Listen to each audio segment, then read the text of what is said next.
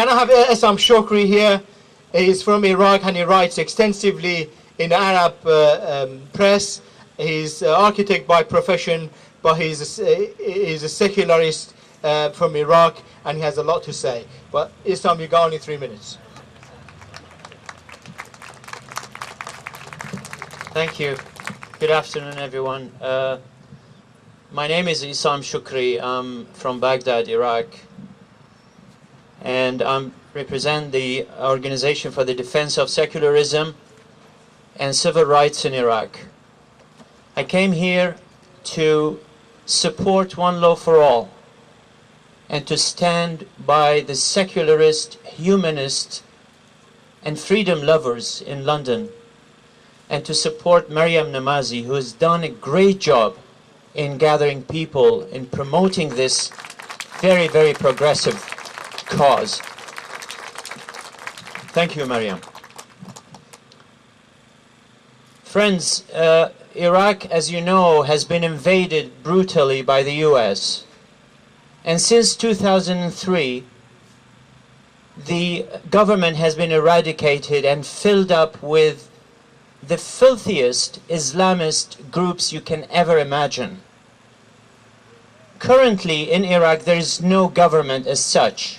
Even they're trying hard to make believe that there is a government. There are groups of Islamists who control the country from the south to the north. In the south there is Muqtada Sadr groups who are basically militias attacking women.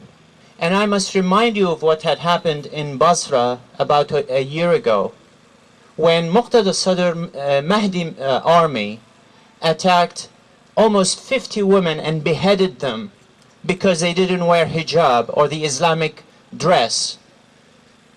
And Muqtada Sadr now is sitting in the parliament as a respectable member of parliament of Iraq. And this is a shame. And this is done under the US occupation and with the collaboration of the Islamic regime in Tehran.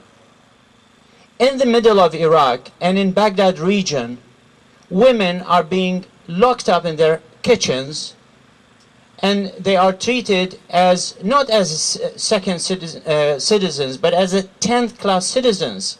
They are beaten up, they are forced into polygamy, they are tortured every day, and all sorts of Sharia conditions are applied to them. Their lives are miserable in the true sense of the word. Of course, they're in Canada and in London, in England, there is the problem of multiculturalism, which is, as very, very eloquently has been described. But in Iraq, there is brutalism. And brutalism is done by Islamist groups and Islamic militias. Well, in the north of Iraq, where the nationalist tribal leaders are ruling, and among them is Jalal Talabani, who is the president of Iraq, who is one of the masterminds behind killing women for honor.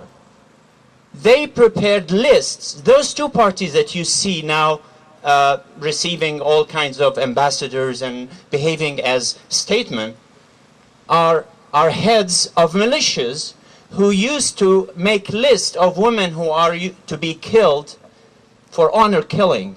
Now, honor killing and Islam are two faces of the same coin, because one is feeding from the other. I know that imperialism is also in the scene, but inside of Iraq, nationalism, tribalism, and from the other side there is Islam.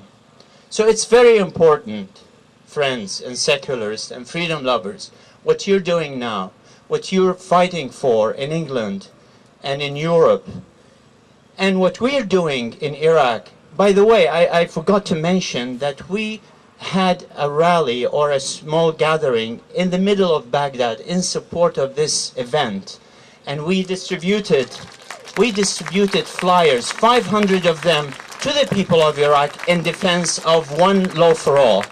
So in the end, I would thank Maryam again, thank everyone who is fighting against Sharia. It's very important that we keep pressing on this very, very important cause, and thank you very much.